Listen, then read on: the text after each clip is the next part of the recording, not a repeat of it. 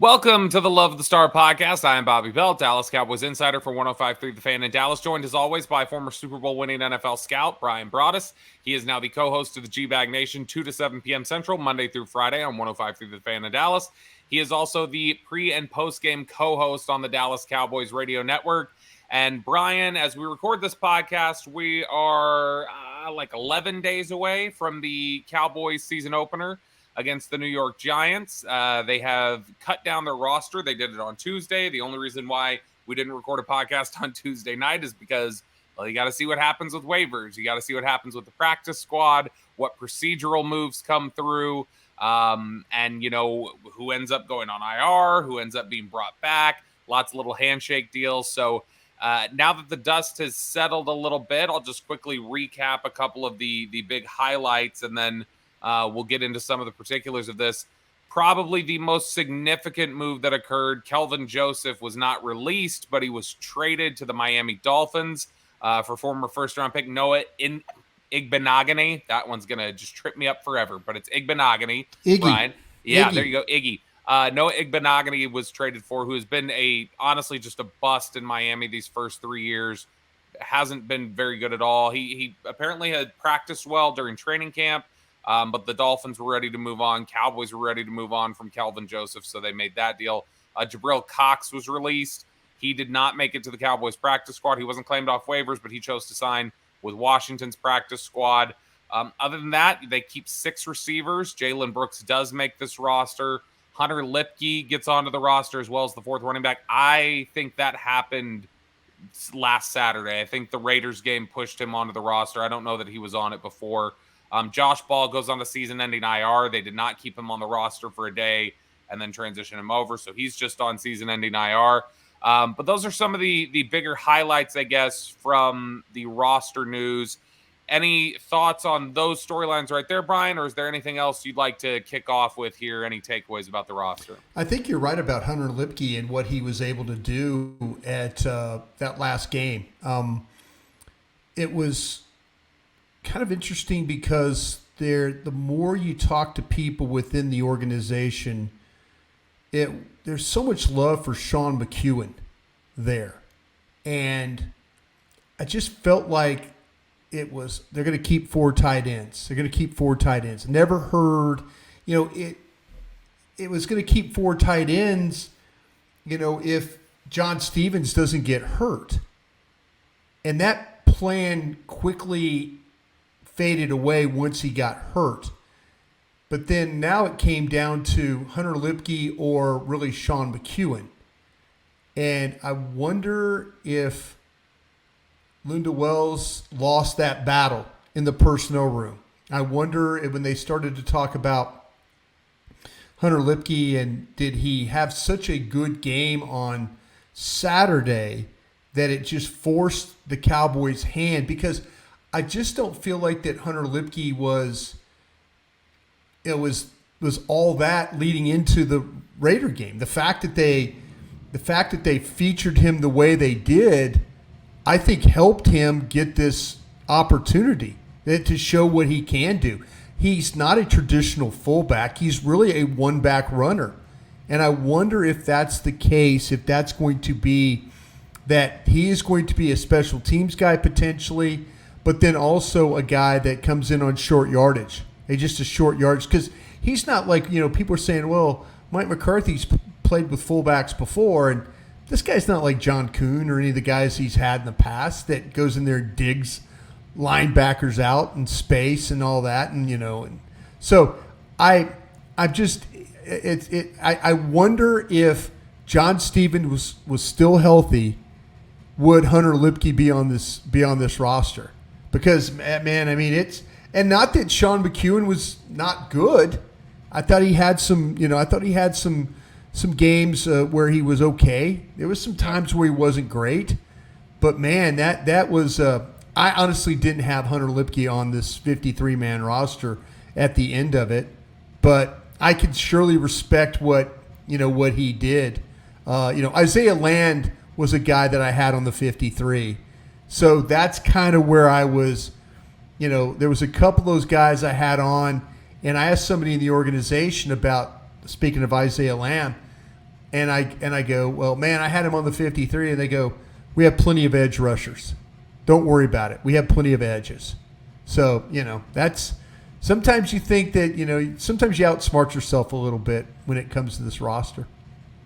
It happens, but Land was a guy that I know they did like. I mean, they had some competition for signing him as an undrafted free agent out of Florida A&M. They stepped up to the table and made the deal to get him here, and he had a good camp, and he had shown some flexibility to do some different things for them. So I was right there with you. I was a little surprised by it, but totally understand the thought process there. I'm going to run through the roster really quickly here.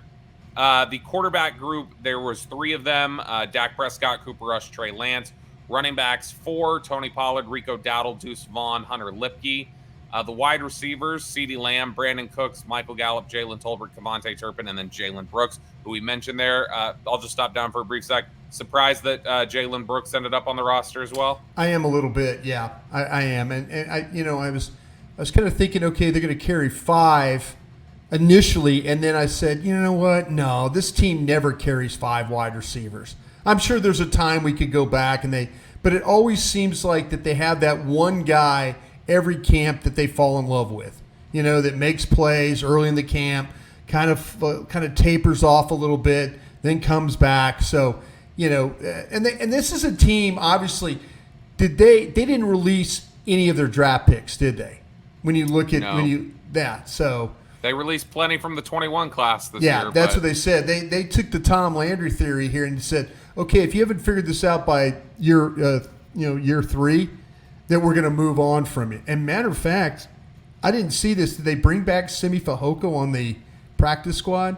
I haven't seen. They did not. It does not appear. I'm wondering. I think they got a couple spots left. So yeah, it was a rough day for that class of 21 for sure. Yeah, and we'll dive into those specifics about the 21 class because that is something I want to talk about. We'll dive into those specifics a little bit more here later. But running through the rest of the offense or the rest of the roster. Tight ends, like we said, there were 3: Ferguson, Hendershot, Schoonmaker. Really quick, was that anything you were surprised of that they ultimately opted for Ferguson or that they opted for Hendershot over McEwen? I know we talked about how it got tight, but no. I thought throughout training camp, I thought McEwen was actually better than Hendershot. But the upside with Hendershot is the thing. I thought there were some struggles with Hendershot, and maybe there was a possibility that how much they loved McEwen, that you felt like that if John Stevens, as we mentioned, kept playing the way he did, then they were going to have to make a decision. But I don't think it ever – I know the media – I know you and I talked about the potential of Hendershot not being there, but at the end of the day, they like him more than, say, the fans do and, maybe people in the media that were talking about it. By the way, it appears Simi Fehoko landed with the Steelers practice squad. So that is where Simi Fehoko is at now. More roster moves here. Cowboys keep on the initial roster. There were some tweaks. Obviously, they kept 8 offensive linemen. It was Tyron Smith, Tyler Biotish, Zach Martin, Terrence Steele, Matt Waletzko, Awesome Richards, and TJ Bass. They procedural move put Matt Waletzko on IR after a day, and they brought back Chuma Edoga, who was released initially. But man, a lot of inexperience there. You got 2 rookies for your depth there in Bass and Richards. And then you've got only one guy with veteran presence now in Edoga on the depth side. It wasn't all that good either, too. I was about to say, but to be honest, don't we both feel better about Bass and Richards at this point than we do Edoga? Absolutely. This is where I'm going now, because even if I have a problem at tackle and I want to move Tyler Smith to one of the tackle spots, I kind of feel like, well, I'll move him to the left side and he'd be fine because we've seen him play and he was fine. I feel better about TJ Bass going into a game and playing at guard. I just do. And I feel like it's not going to be pretty. I said pretty, kind of funny there. It's not going to be pretty. It's not going to be, pleasing to the eyes. But the way he plays with toughness, the physicality which he plays with, I think is super, super impressive. So to me, I'm gonna if I have to move, I'll move Smith. And then I'll play Bass in there at guard. And if I have to play a right tackle, I will clearly go with what I have to do with Awesome Richards. Defensive side of the ball now, they keep a ton of defensive linemen. They've got DeMarcus Lawrence, Dorrance Armstrong, Sam Williams, Dante Fowler. Those are your 4 traditional edge rushers. Defensive tackles or tweener types here: Mozzie Smith, Jonathan Hankins, Osa Odigizua, Junior Fehoko, Chauncey Golston, and Neville Gallimore. Gallimore with a late push passes Quinton Bohanna, who was left off of the roster. Gallimore, I believe, is due a $1 million player performance bonus now from making the 53 on this roster. So he really won out because the Cowboys chose to ultimately pay him that bonus now. But Chauncey Golston on the roster as well. It's a little bit interesting. It started to develop some buzz the closer we got to the end of camp. But Golston is a guy who I think definitely was not totally secure by the end of camp. I think it was more likely than not that he was going to end up here, but it seems like the Cowboys' patience with his development is starting to get tested a little bit. Yeah, and the thing that was surprising to me, though, is, Gallimore last year, doghouse, survived, and now, I'm going to say this, Bobby, and maybe you could prove me right or wrong. I think Sharif Floyd had a big influence on keeping Gallimore on this roster. I could believe that. Yeah, I think that there was some legitimate sponsorship going on here. I think Sharif Floyd, new assistant defensive line coach. I'm right about that, right? His first year with the team. I think there's some sponsorship going on here with him, but they've got to figure out what's going on at that 3 technique behind. And maybe they didn't feel like that Golston was doing it well enough. And that's why they kept, because I thought that Gallimore and Bohanna both were gone. And, they were going to move on. And, see, I'm from the school of, I don't want anybody impeding any progress that Mozzie Smith might make. I don't want a coach or McCarthy or I don't want any of these people to tell me that, like, oh no, we're playing Gallimore because, and then Mozzie's not getting any work. I don't want to see that. So to me, maybe this is more about Gallimore playing the 3, and maybe it's what you're talking about with Golston a little bit. And I think there was some sponsorship involved with Sharif Floyd. It's not a bad theory, I don't think. And I mean, look, I could definitely see Gallimore's skill set being one that Sharif Floyd would be a big fan of. The linebacker group now, we all call Micah Parsons a linebacker. He's basically an edge, but we're going to call him a linebacker for this group. Leighton Vander Esch, Damone Clark, Devin Harper. They choose to run just with 4 linebackers. Those safeties. It was all those safeties. And how much nickel do you play? How much nickel? We see a lot of 2 linebacker look for this team. And I kind of felt like that if there was a position that they were going to trade for or claim on, I thought offensive line and linebacker did neither. So they're comfortable with what's going on with, with Bell playing down, Thomas playing down, Curse playing down, Wilson playing down. They're totally okay with that. Yeah, and what's interesting though is, and we'll go into the practice squad a little bit more later, but Malik Jefferson's the only practice squad linebacker, and when you consider Parsons as an edge, that means with essentially 70 people in your building at your disposal, you have 4 linebackers, 4 true traditional linebackers, and one of them is a very injury-prone individual in Leighton Vander Esch. It just seems like they put themselves in a bit of a tight position if one of those more traditional linebackers happens to get hurt, but that's what they chose to do. Does this also just speak to how low they had gotten on Jabril Cox? That is, they chose to run this thin and just release him. Yeah, I think so. It's a shame. It's a shame that they moved on from. I think, again, I'm an LSU guy, so I hate to see LSU players get released, but he needed to show more. We always talk about, he's good in coverage and he's good at doing this and he's sideline to sideline and all that. But then you really watch him play and like the run at him, he struggled with that. He struggles to get off blocks. I just, I think that knee injury really affected him as a player. We'll see. Yeah. He's a guy now. He's gone to the Commanders. It's worth it's worth a peek just to kind of keep an eye on a player like that. Him and Isaiah Land, if they, you keep an eye on those guys because they were part of what you were doing and you had a chance to keep them around. But there's nothing that Jabril Cox really did that warrant him being on this football team. I didn't see it. I just didn't see it on a down in, down out. And he got a lot of chances here. He got a lot of chances of playing games and stuff like that. And it seemed like that, guys like Bell and others were showing up a lot more than what you were, Harper showing up more. So it's a thin group though, but they do believe in the amount of the way they use those safeties. So I'm sure that's the route they're going to go.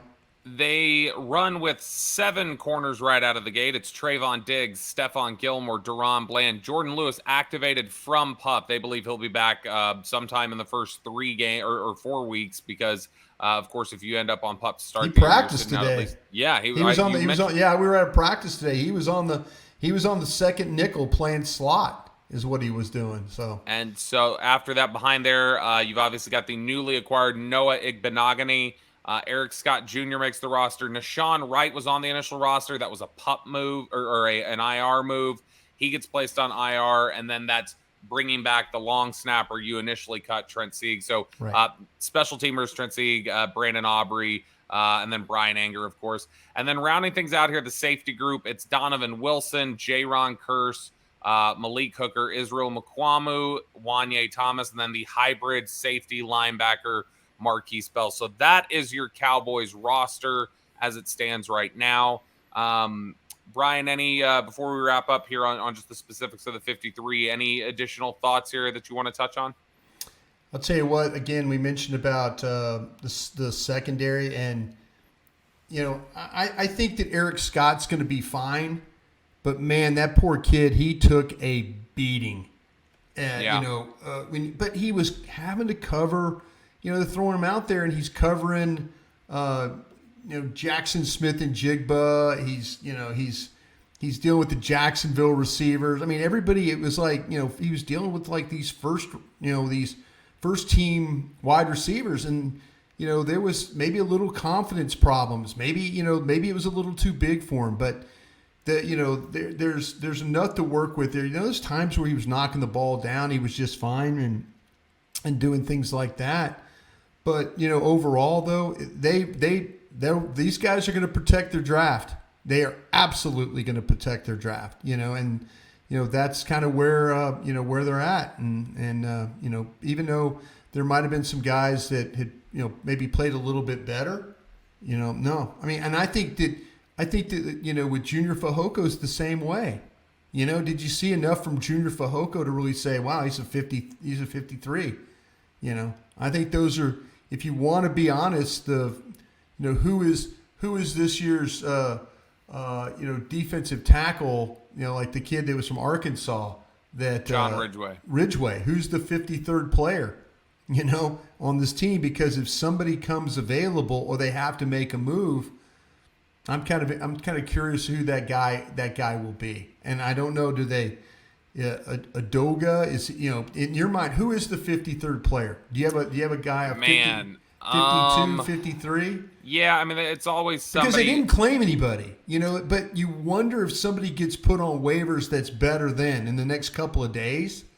If they could claim a guy, who would they put on the street? And I'm always interested in players 51, 52, and 53. My immediate inclination is Brooks and Wanye Thomas. I think they love Wanye Thomas. I think they do too. But I mean, I also think that it's just tough because the reason why I think you're not only talking about protecting your draft with Eric Scott, you're also talking about protecting your investment because they gave up a 5th round pick this year to go get him. So, I mean, that's kind of sunken cost fallacy a little bit, but I mean, it's also early. They knew he was raw. And I think they felt like, hey, there's some work that needs to be done here, and we're gonna have to spend some time working with him. Yeah.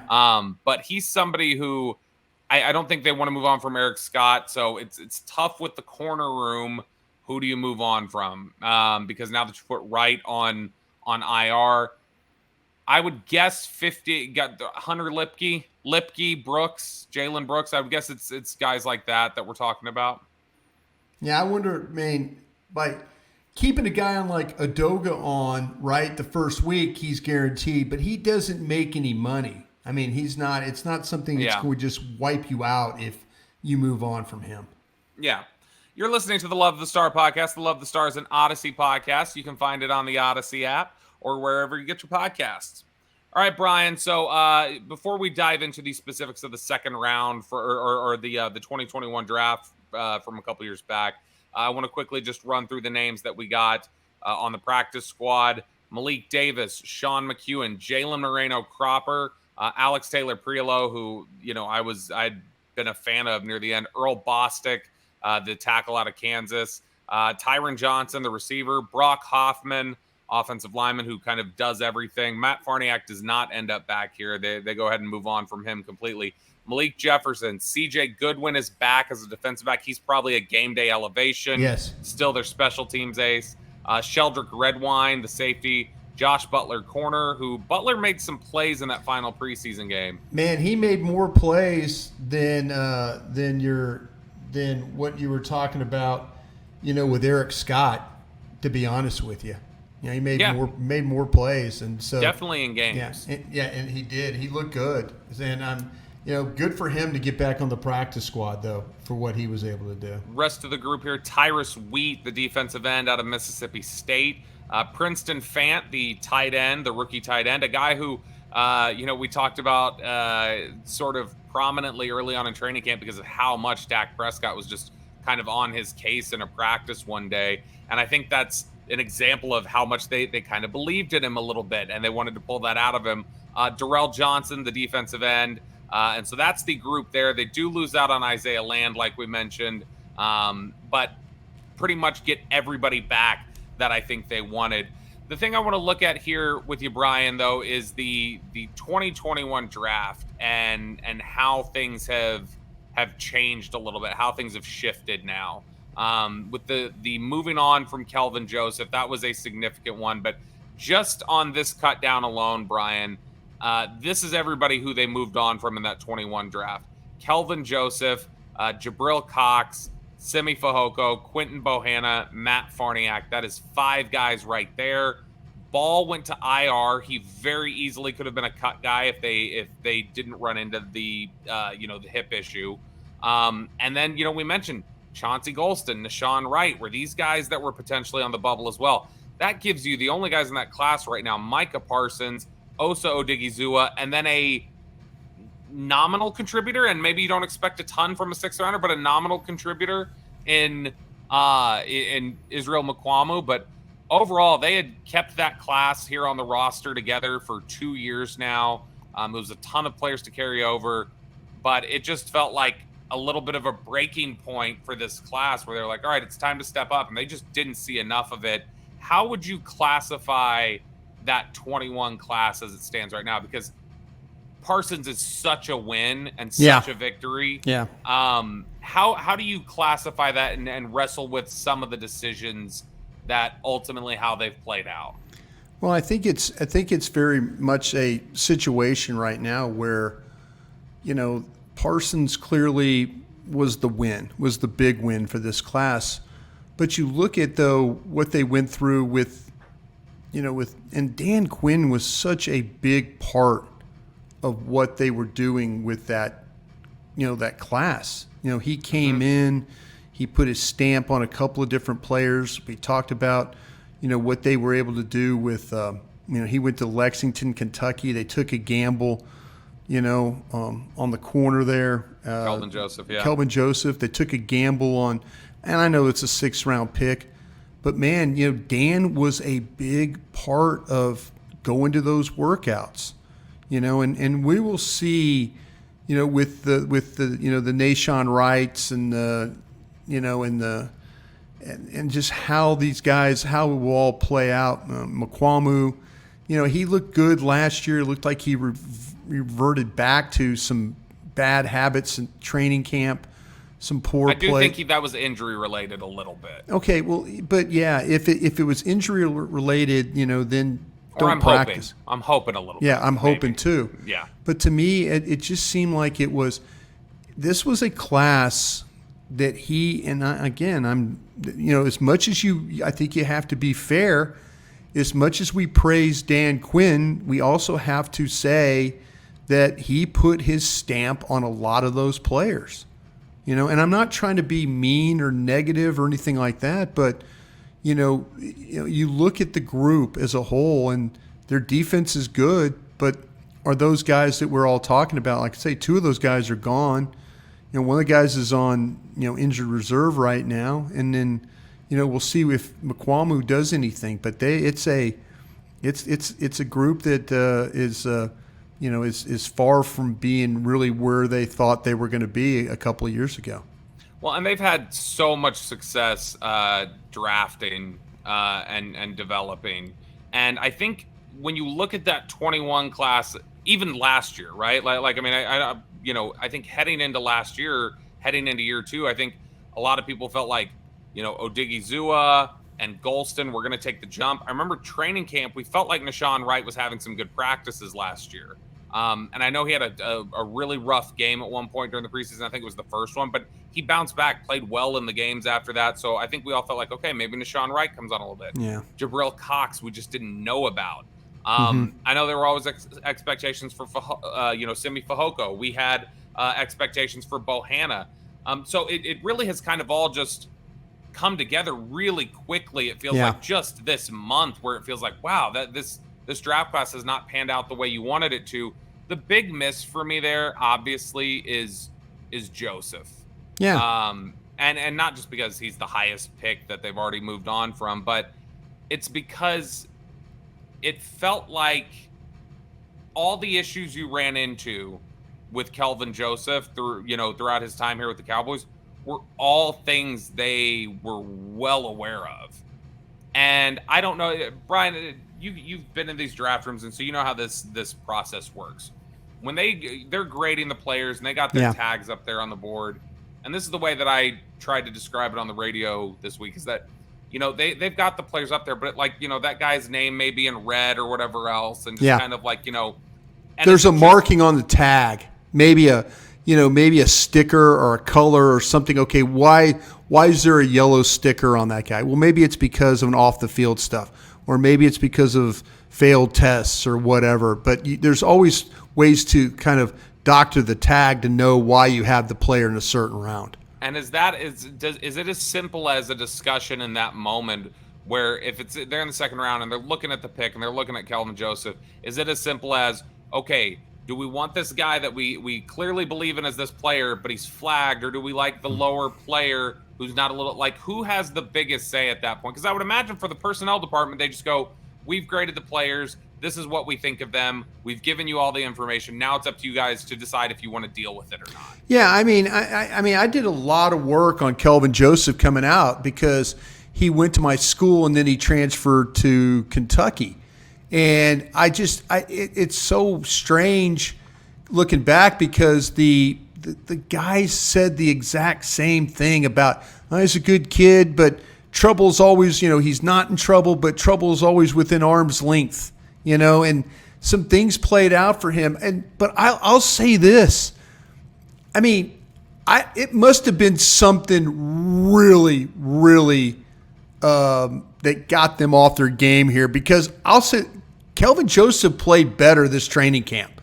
He really did. When you watch him, there's a lack of awareness on some things and stuff but he made himself a really good special teams player, and then he got an opportunity to play some slot. You see him cover, you see him knock down some balls, you see him, maybe not every single play is against him, but you saw kind of a productive guy. And maybe it just got to the point where they're like, we just don't want to deal with some of the other stuff. Maybe there's more there. Maybe there's more that we don't. But I didn't think that. I thought he was going to make the team because I just thought that Bones Fossil wouldn't let a special teams guy go like that. And the fact that he had shown some stuff, it was a little bit surprising, but we don't know the complete story. Now, there's stories we know from LSU, there's stories we know from Kentucky. And again, I'll say this one's on Dan Quinn, because Dan Quinn was the one that went and did that workout. But there's people in the scouting department, there's people in the legal department, there's a lot of people that had to vouch for this player for him to get drafted, and it just didn't work out.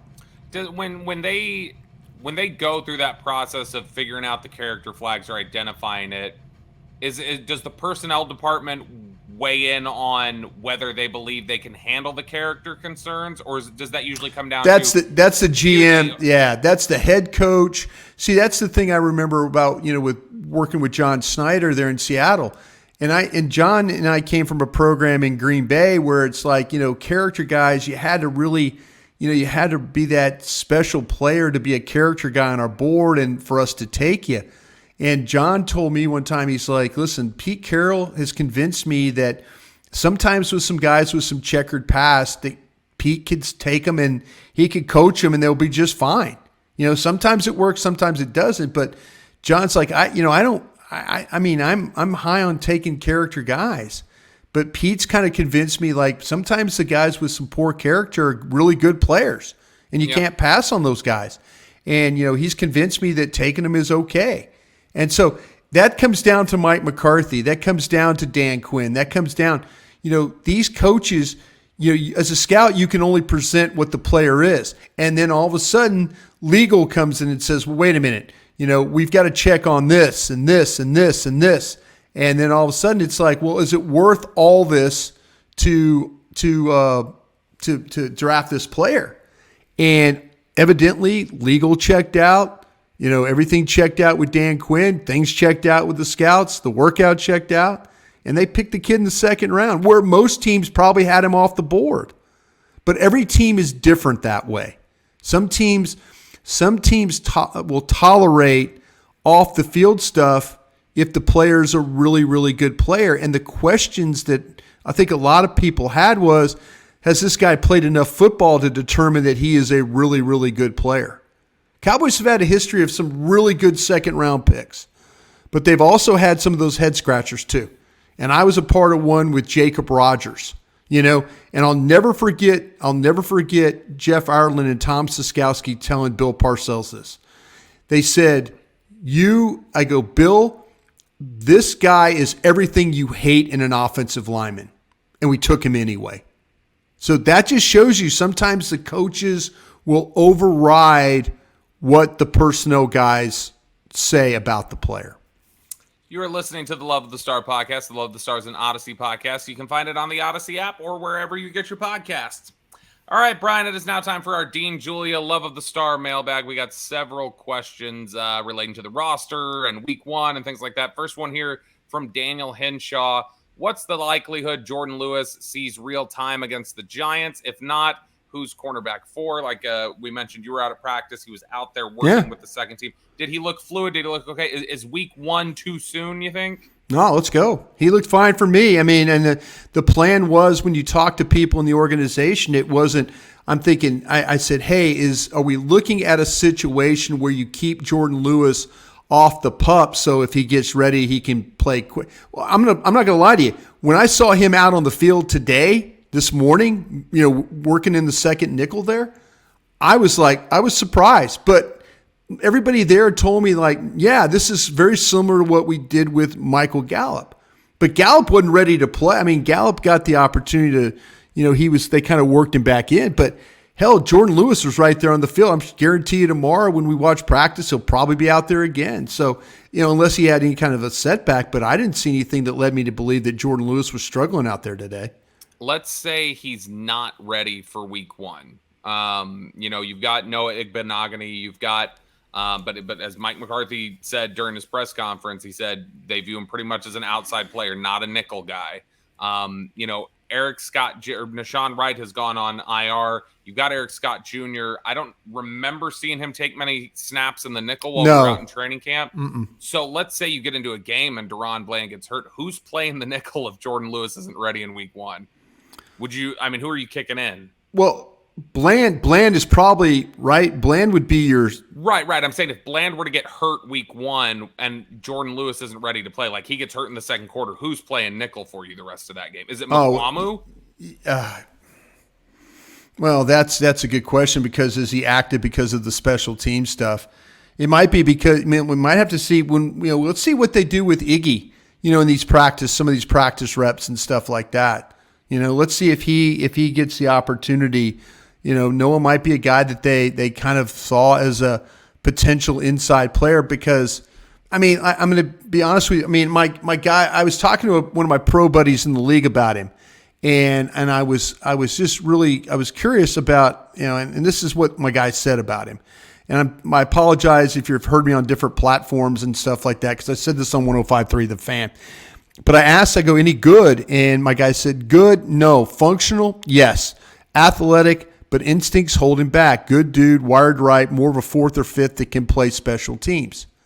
So, that's kind of where at, and we'll see if he can play inside. I don't know if he can play inside. I know when I watched him at Auburn, everything seemed to be on the outside.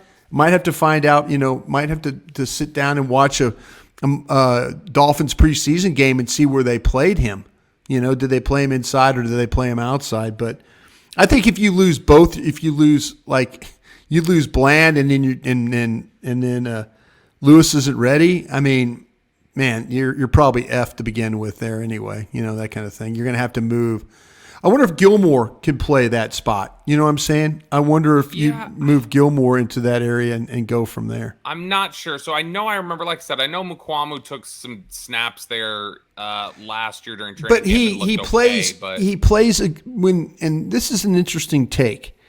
And I forgot who I was talking to, but they said that when you watch Mukwamu play against bigger receivers, like the ones like in Tampa and stuff like that. I think I was with Voch Lombardi. I think, was it Voch that said this? Somebody said this, and it's a really good point. When he plays against the bigger slots, he seems to do fine. When he plays with smaller quickers, look what happened to him with Jackson Smith and Jigba and Kirk and guys like that when he had opportunities. It's not as good. So maybe that's something that we need to, like we always say, keep an eye on this. Well, maybe you really do need to keep an eye on this. Yeah, and just kind of glancing over the Giants roster here, trying to see. Yeah, they got rid of all their slot guys. Yeah, Jalen Hyatt, Wan'Dale Robinson. Yeah, that's not going to be. That's not your bigger guys necessarily. Yeah. Next question here from Todd Corey. He wants to know if Tyron misses a few weeks, are you guys going Tyler Smith to left tackle or Awesome Richards to left tackle? What is the mix? Is it Chuma Edoga maybe? Maybe Edoga is the guy that they roll out there. God, I hope not. I'm sorry. I don't mean to be mean, and I'm not trying to be that guy. I honestly did not see anything from Edoga at offensive tackle that led me to believe that everything is going to be okay. I did see improvement I actually saw guys like Ball get a little bit better. Let's go. He's out of the mix. Me personally, the guy that my number 6 guy, you got your 5 starters, my number 6 guys is TJ Bass. So I'm plugging TJ Bass in the game, and I'm probably going to kick Tyler Smith out there because I know Tyler Smith can play at a high level at left tackle. So the Bass has shown me enough that if I had to plug him in the game, it's not going to be pretty. It's not going to be glamorous. It's going to be tough. It's going to be gritty. It's going to be hard-nosed. But I think I'm playing him. Or they might, but again, they might say Awesome Richards might be a guy that we plug. And we need to keep an eye again. Keep an eye on these things. But I just kind of feel like, to me, I keep saying Ball. Bass is my 6th guy. Awesome Richards would be my 7th guy right now. Next question here. Do you agree with that, or am I? No. I think that's probably, look, if you're just committed to, you don't want to move Tyler Smith outside. Which they very well could, but I say, yeah. And then it's Awesome Richards, yeah. Let's say that's what you want to do. I would go Bass inside, Tyler outside. I wonder if a guy like Mike Solari and Brian Schottenheimer, Mike McCarthy, if they look at it, especially McCarthy and Schottenheimer, if they look at it as, I think those are two guys who do value experience on the offensive line. So I would wonder if they would just go, it doesn't matter. We feel like we won't miss assignments with Edoga. Right. Like, you know, is he the best? No, but there's no way. For silly reasons. I'm just telling you, maybe there's no way. It just, I'm sorry. And not everybody gets to go against Micah Parsons. You know what I'm saying? And he made a lot of guys look bad. But it wasn't just Micah Parsons. It was others that were getting pass rush on Edoga. And they think he's different than I do. And I'm, you know what? They like I told somebody over there the other day, like I told Will McClay, I said, hey, that's why you're in scouting and I'm doing media, you know, because that's just the way it is, you know. As Bruce Hornsby would say. Next one here from Stevie J. Bruce Hornsby in the range, right? Yeah, that's just the way it is. That's just the way it is. Good song. Can you rank how you felt these guys played in the preseason? Awesome Richards, TJ Bass, Matt Waletzko. Brian, I don't know about you. I'm guessing we're going to have the same just by hearing you talk about it. For me, it was TJ Bass, Awesome Richards, Matt Waletzko. Bingo. Waletzko disappointed me. He did. I was hoping he'd look more ready. There's a couple of those guys that kind of reverted back to, like, what are you doing? They, you know, we talked about Mukwamu, might be an injury situation. You know, Waletzko, I kind of felt like that, you know, here, put on some more weight. Kind of figure some things out. You know, he's a tough guy, can handle things. He just looked okay. There wasn't that. I wonder, Bobby, and I hope this isn't the case, that the one thing that Joe Philbin kind of did was develop some young guys. He had a handle on some young players, that Joe Philbin. Mm-hmm. I hope that Mike Solari, I hope they don't lose that, and we're getting linemen like I wonder if Terrence Steele, I don't know if Terrence Steele revert back to a little bit some things. Because, I mean, his sponsor was Joe Philbin. You know, I mean, Joe Philbin was with him every single day, every step of the way, proving us wrong the whole time. I hope he doesn't lose that. Last one here from Dally Sports. Nashawn Wright, once healthy. Eric Scott Jr., Noah Igbenogany. Who plays over who? So I guess basically just stack the depth chart there past Lewis. I would guess it's Scott. To me, is probably at the very back. I think they very back. Yes. They're bringing him along. Yep, he's an inactive guy every single week. I would guess right above Igbenogany at this point. At this point, right. You're absolutely right. And so when Nashawn Wright is healthy, I think they want to see it from him. Yes. I think it's not necessarily he's just so much better than Noah Igbenogany. I think they just feel like, well, we got to find out about him. Yeah. And so he needs to be up further to the front because we got to get some answers there. So you would agree that it's Wright, Igbenogany, and then Eric Scott. Yes. Look at that. We finished on agreement on these last two. It's amazing. By the way, nice fight you had on your show this morning with Sean defending that we played that as which I think you probably sided. I didn't hear it, but I'm guessing you sided with Sean. No, I just know you didn't. I was listening fairly to both sides. I rode the fence on this one. I will say this though. The acquisition of Trey Lance is not the normal acquisition of a third-string quarterback. But the point you made about we didn't hold a press conference for when we added we made a trade for a corner.